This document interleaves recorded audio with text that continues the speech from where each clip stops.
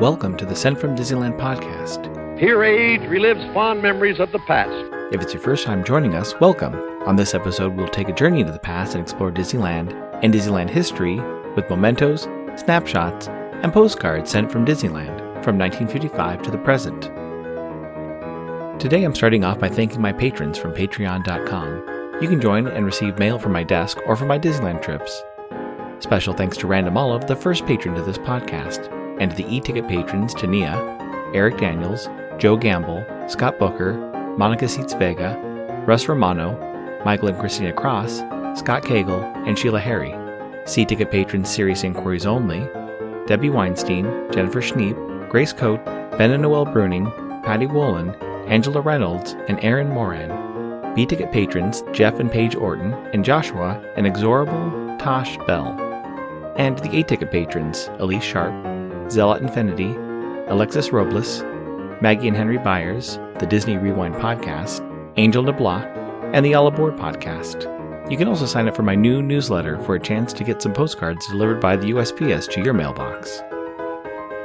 I am your host, your post-host Clocky, and today we have 2 postcards sent from Disneyland.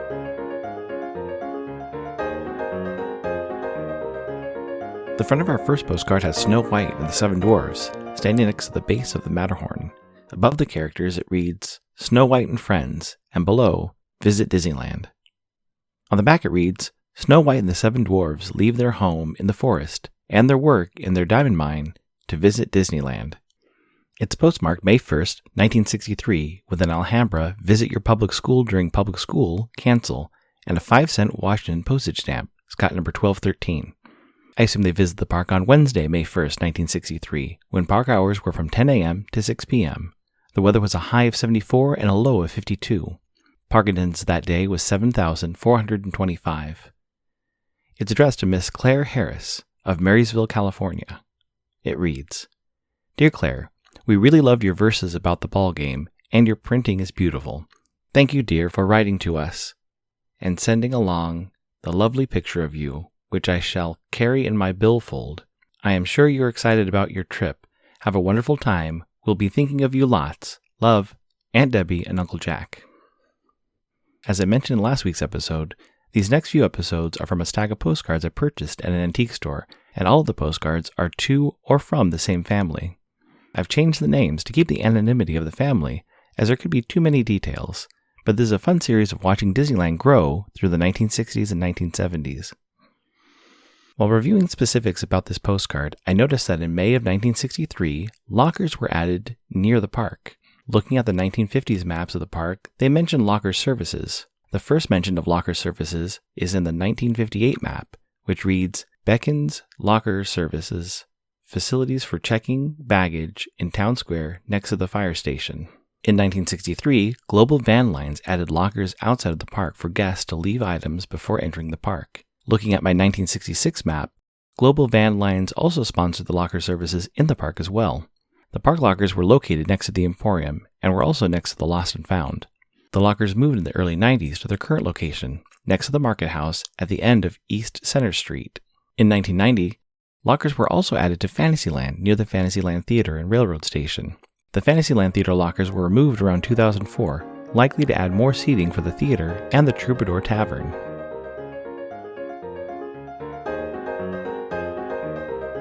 Great news, Enfield Post is back up on Etsy. Grabbing some vintage stamps is a great way to plus your mail, whether you're trying to match the color of your postcard or envelope, or adding a themed stamp to the back of your mail.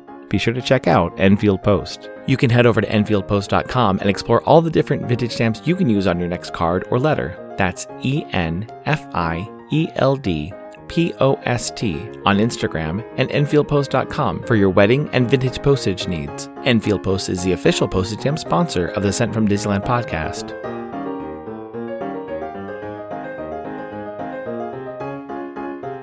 The front of our next postcard has the Disneyland Hotel, with one large tower in the background and monorail red at the Disneyland Hotel monorail station. You can also see the small parking lot in front of the hotel. On the back it reads, Disneyland Hotel, the official hotel at the Magic Kingdom. Monorail at the hotel station. Luxury. In lush tropical gardens. Magnificent new high-rise tower. Top of the park lounge. fun at Olympic-sized pool, children's playground, 18-hole par 3 golf course, convenience of room service, monorail or tram to and from Disneyland, restaurants and shops, hotel camera shop photography by Richard Hovey. It's postmarked August 6, 1964, with an Anaheim cancel and a 4-cent Lincoln postage stamp, Scott number 1036. I assume they visit the park on Wednesday, August 5, 1964, when park hours were from 9 a.m. to midnight. The weather was a high of 82 and a low of 65. Park attendance that day was 37,596. It's addressed to Mrs. Patrick Harris of Marysville, California. It reads, Wednesday, 8/5. Dear Jamie, we are on the 4th floor in the tower. We can see the people playing golf from our large window, across the room and as high as the ceiling. Nancy treated me to a chicken dinner at Knott's Berry Farm yesterday. It was real good. I told her about her daddy and Johnny and the biscuits. The weather has been nice. Monday afternoon we went to the circus after shopping at Bullock's downtown in the morning.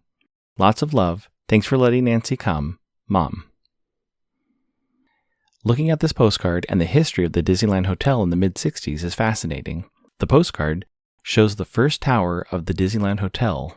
At the time, it was the tallest building in Orange County. Our postcard sender was in a room facing the west and had a golf course view. The east side rooms could see Disneyland and the Disneyland parking lot. The golf course mentioned on the postcard was where the new DVC Tower and the current Disneyland Hotel pool, Trader Sam's, Goofy's Kitchen, all the ballrooms, the Fantasyland Tower, and the Frontierland Tower are today. There was also a miniature golf course with the Disneyland theme, including miniatures of Sleeping Beauty Castle and the Matterhorn. In 1964, the tower room would run about $24 to $35 a night. Adjusted for inflation, that would be around $238 to $347 a night.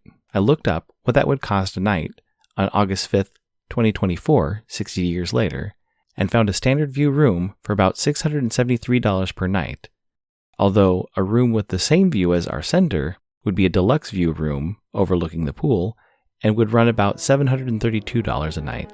It should also be noted that this card was postmarked one day before the Tomorrowland Jets were renamed the Astro Jets.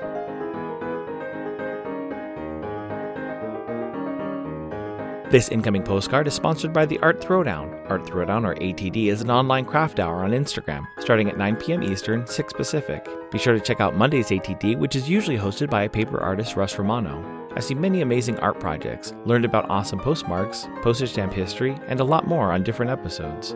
It's great to stop in for an hour to watch someone craft or design something unique. Each host brings something a little different to each show. I'll list some of the regular hosts, or you can follow Russ Romano 2021 on Instagram. The front of my incoming postcard has a barefoot pirate, perched on a ledge with a tunnel underneath. Next to the pirate is a parrot sitting on a mug. On the back it reads, Original artwork, Pirates of the Caribbean, Dirty Foot, by artist David Buckley. It's postmarked October 12th, 2023, with a Santa Ana cancel and a Sailboat Forever postcard postage stamp, Scott number 5748. It reads, At the parks, and saw some postcards. Of course I had to send one your way. Yo ho, a pirate's life for me. Dole Whips and Churros, Christine, aka Rice Krispie on Instagram. Thank you so much for the postcard, Christine. I was just at the parks looking for this postcard. I only checked Main Street. I'll have to venture over to the Wonderground Gallery to see if they still have this one in stock. I was recently gifted some Wonderground postcards from Company D, Disneyland's cast member discount store. I might try to get a few more of those this week. Thanks for listening to Sent from Disneyland. If you enjoyed this podcast, please subscribe and tell your friends. It would be helpful to share your favorite episode to a friend or on social media. There are over 200 to choose from. It would also help to leave a 5-star rating and comment on whatever podcast platform you use. If you'd like to support the show financially, please check out our Patreon page at patreon.com/SentFromDisneyland. You can find me on Instagram and Facebook at Sent From Disneyland or on Twitter at Sent From Disney. For questions and comments, send me a postcard addressed to Sent From Disneyland, P.O. Box 44, Hood, California, 95639. This podcast is not affiliated with Disney, the United States Postal Service, or any post office or Disney properties. Opinions expressed on this podcast belong to its host and guests of the Sent from Disneyland podcast.